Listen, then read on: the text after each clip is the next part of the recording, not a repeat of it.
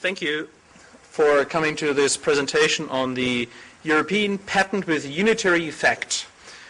In former days, this was also termed community patent, but probably after 40 years and with recent developments, especially from England, the word community is probably a bit out of fashion. So our friends in Brussels now term this European patent with unitary effect, and I will call it just unitary patent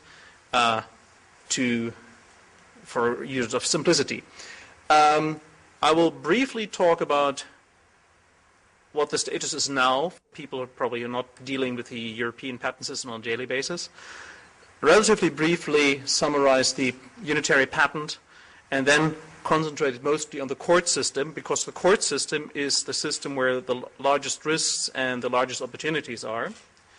I will dare to give some recommendations, which is very early, of course, because we're dealing here with intangible regulations. The regulations are there, but we're not quite seeing it yet, how to deal with it. And then I hope for some discussion. So this is what we have at the moment. You can see Europe is mostly covered. Europe from Iceland to Turkey, from Finland to Portugal, is covered by the European patent. 38 states, and this is 11 states exceeding the EU, like Iceland and Turkey and Switzerland are not members of the EU, are covered by the European patent. And we have been using the system since the late 70s. It has developed large, very high reputation. The boards of appeal have published or made a large body of legislation, so we know the system very well, and so we know. So we're quite happy with it. But the costs are high, because once you leave the European Patent Office, you have to pay a lot of money for translations. I don't want to go to the internet. Many translations, even with the London Agreement, which sort of remedied the problem to some extent, it's still a lot. Still, some translations are needed when you want to go to certain countries. Since I'm mostly involved in litigation in recent years, the enforcement is fractioned, because you have to basically file a lawsuit in each and every country you want to enforce your patent. This is, in practice, somewhat remedied that apart from certain cases, most cases are just sort of brought to court in one or two countries, and then sort of its time is right for a settlement, and companies normally don't sue all over Europe, just use these two test cases for settling things. So the system works in a way, but it's could be improvable. And the European patent, and this is somehow obscured by the drawing here, is it's a bundle of patent. And the unitary patent is really something which is just unitary to the whole European Union, with two exceptions. And this is more like the design patents we're going to talk here about later. They are really unitary rights, whereas the European patent, as you know it now, it's a bundle of patent. The main obstacles I will just skip this briefly. I will skip this mostly. The most of the last 40 years was spent discussing translations and discussing how to set up a unitary court system. And for 40 years, nobody could really agree on that. And now we're in the stage that at least rules and regulations are agreed upon. They're not ratified yet, so there is still some risk that they don't become into effect. But for 40 years, after 40 years at last, we can have some reason for optimism here. So we have here two regulations and one agreement on a unified patent court. This is what I basically will talk about today. The European unitary patent will be granted by the EPO, and according to the European Patent Convention. So from a prosecution standpoint, not much will change. You will get your notifications as usual. You get your office action. You will reply to office actions. There will be the problem solution approach to determine inventive step. The rules for novelty will be the same. So it is, the European unitary patent is in the prosecution stage will be rather unchanged. You will have to make a certain request that you want to apply for a unitary patent. When you file for one, you will have the option to do a traditional patent, European patent, and you will have the option for filing a unitary patent. And the unitary patent will be valid in 25 out of the 27 countries of the European Union. So the word unitary is needs a little qualification, because Italy and Spain so far are not joining, are not participating in this endeavor. Projections is that Italy might join the unitary patent soon because they just have too much to lose. I'm less optimistic for Spain. So basically we will have a coexistence between national patents, European patents of the traditional form, and the European unitary patent. Briefly summarizing here some of the key issues for the European unitary patent. Article 3 of the regulation says that there no translation requirement for a unitary patent will be there. But there's a 12-year transitional period where in some shape or form you will have to provide some translation. Here is something which is, in my opinion, quite revolutionary. The European Patent Office will rely, and the public will have to rely on automated translations. We are all very keen how that will work. From people who have seen the system, they tell me it's quite effective. It's supposed to be much better than the automatic translations you get from, say, from the Japanese Patent Office, which are sometimes not so readable. In certain cases, like infringement, there will be human translation still necessary. So the system does not rely completely on automated translation, but if a patent is put to test, it will be a full human translation will be required. The cost structure of this new European patent is not yet fixed. This will be dealt with throughout the year, and by the end of the year, hopefully, we will know more about that. So I can't tell you how cheap it will be or how expensive it will be. It should be more cost-effective than a European patent for all EPC countries.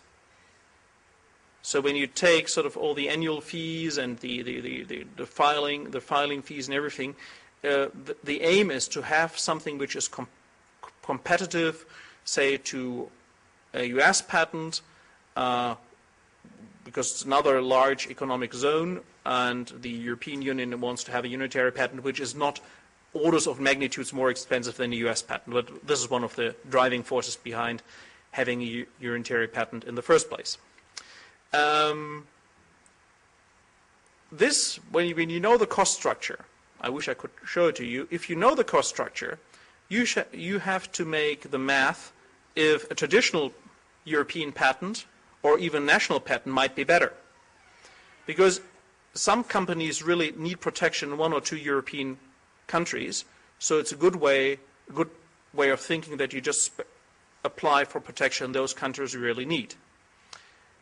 So here you have a new tool. You can just see over 20 years how the economics of your patents will be.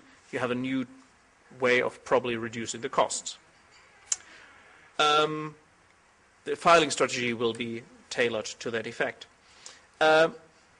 Here is so far the prosecution, as I said, will remain unchanged, more or less. The European court system is something which is very new.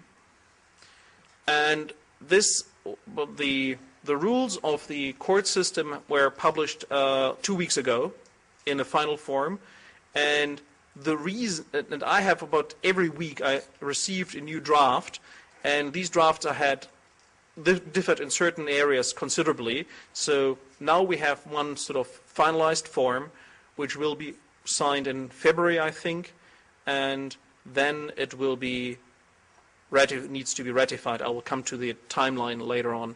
But the European court system is something unique. It will be something unique. It will cover traditional European patents in the end. There will be a transitional phase of 7 years. And it will cover the European unitary patent.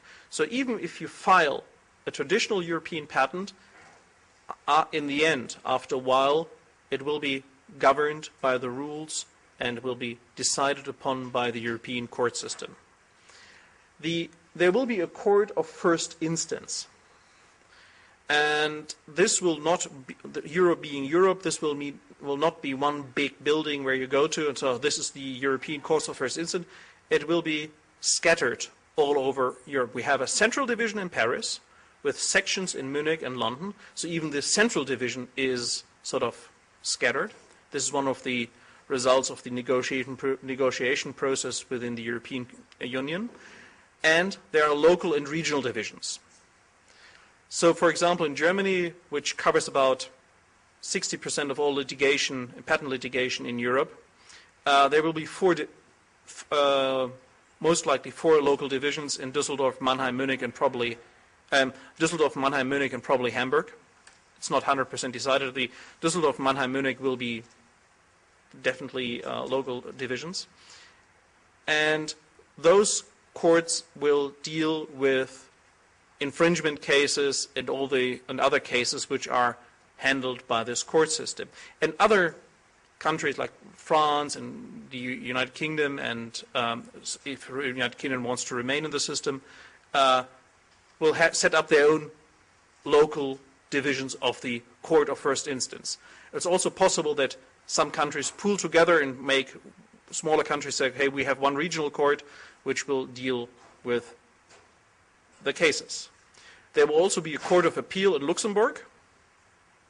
That's sort of the next instance. And the interesting feature of this court system is that all panels of the court of the first instance and of the court of appeal will be multinational. Will have a multinational judicial composition. So judges from different countries will sit in each and every case. So even in a local division in Germany, there will be judges from other jurisdiction. And I talked to Mr. Steinbeiner. It's a bit like the Board of Appeal in the European Patent Office. We also have people from different judicial traditions coming together in one court, and that should give us some, even it won't be perfect, but it should give some optimism, because the Board of Appeal system in the European patent works. And these people with different legal traditions can work together to reach decisions. Another novelty here is that we have legally and technically qualified judges in all panels. This is certainly new for Germany, where you had the district courts would handle infringement cases, were just legally qualified judges. Here you will have in each and every court legally and technically qualified judges. These people need to be found, so I think the process of finding these people and composing these bodies is underway, or needs to be underway. There will be a pool of European judges, so that the divisions will be staffed by judges as required, and the details of all this are not worked out yet, but there will be a pool of European judges. The representation will be done by either attorneys or patent attorneys with appropriate qualification. This was a hotly contested issue, and only in the very briefly before the finalization, this was sort of this consensus was reached. This is what the court system is competent for. We have patent infringement cases. We have a declaration for patents for non-infringement, provisional measures, revocation of patents, counterclaims. When you file for an infringement and we make a counterclaim for invalidity, all these cases will be handled by this court system. So everything in the life of a patent will be handled by this court system. Like in Germany, we have now one court for nullity lawsuits, for invalidity, and one court for infringement. this European system will be different. You can go to your local division if the infringement occurs in that country. So if the infringement, say, occurs in the UK, you can go to the local division in the UK. Or the defendant has its seat, residence, place of business in that country. The central division has some specified competence in case where the defendant is not in one of the contracting member states. But I guess that in most cases will handled by the local divisions. Since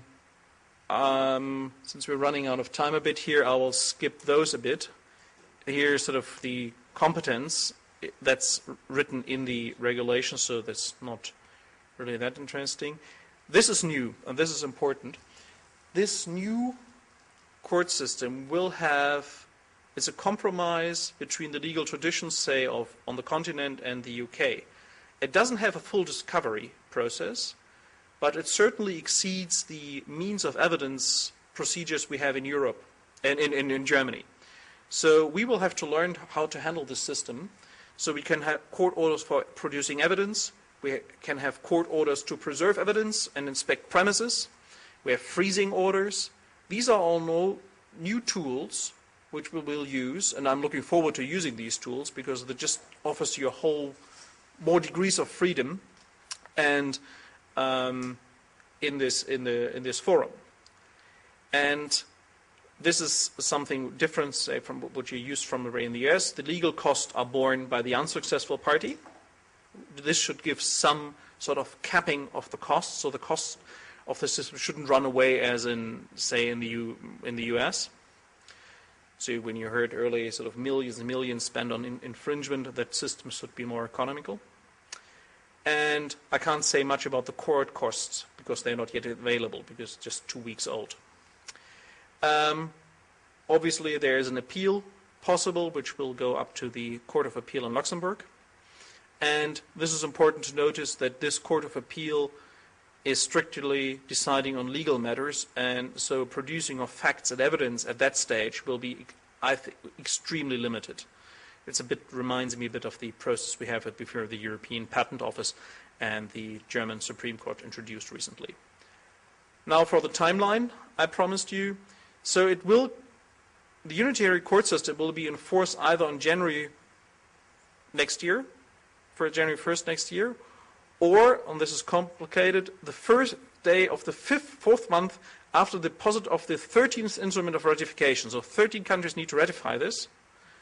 Or the first day of the fourth month after the date of the entry into force of the amendments of another regulation, whichever is last, which is latest. My projection is that we won't see January 1st, probably a little later. So if because the ratification of 13 countries is required, and that might be there might be some delay here, but this is the timeline we are facing here. So if this happens, we should keep an eye on this because we will have to deal with this new court system. And briefly, here is some recommendation as much as possible here. Prosecution will be unchanged, so you don't have to change your ways here a lot. You should have an eye on the enforcement because this new court system will introduce new tools. There will be new case law which we don't know yet.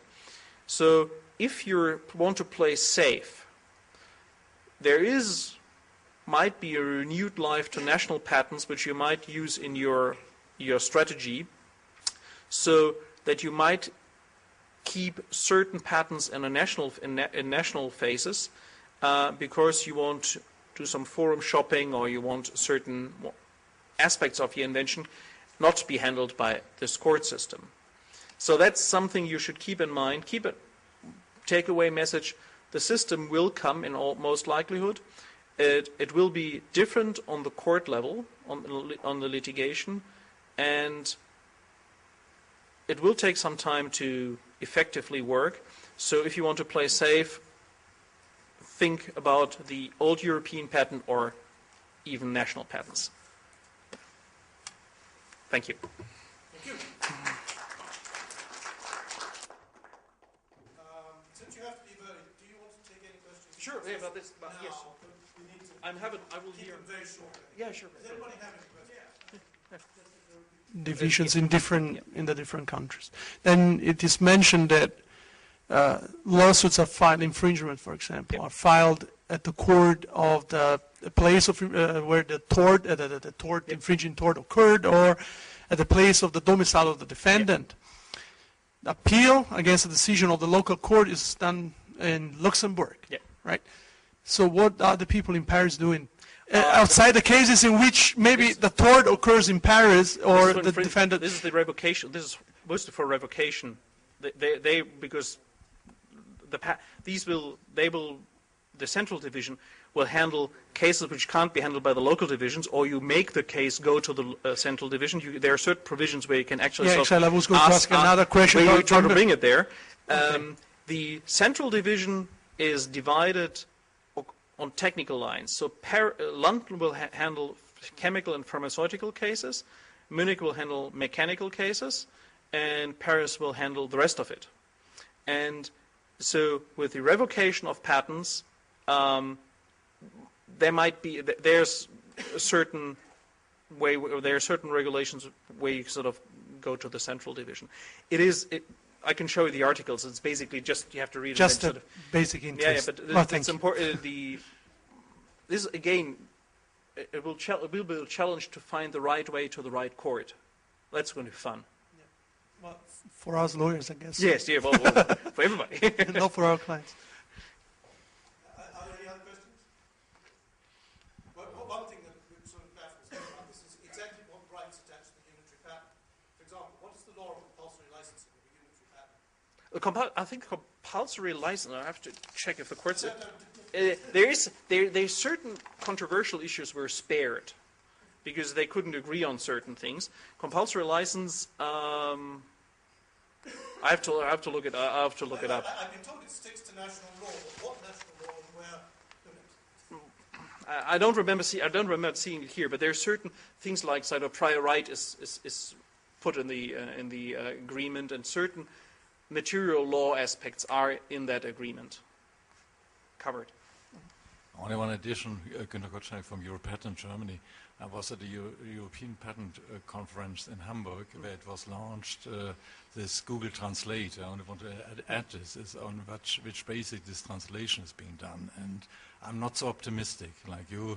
The translation are rubbish. Also to make it in one sense, if you hear the cases, 35,000 requests at the moment come from English into German.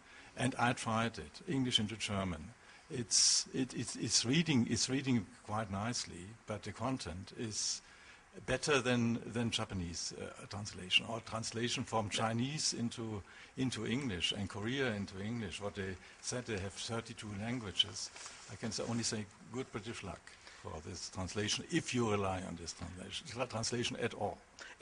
I agree. It will be a problem. It's better than the current status. But it's far from being perfect. But to admit, even if I read a German patent, sometimes it's very hard to understand, even in original language. Probably translation improves that. Just transform it. Anything else? Okay. Well, thank you very much.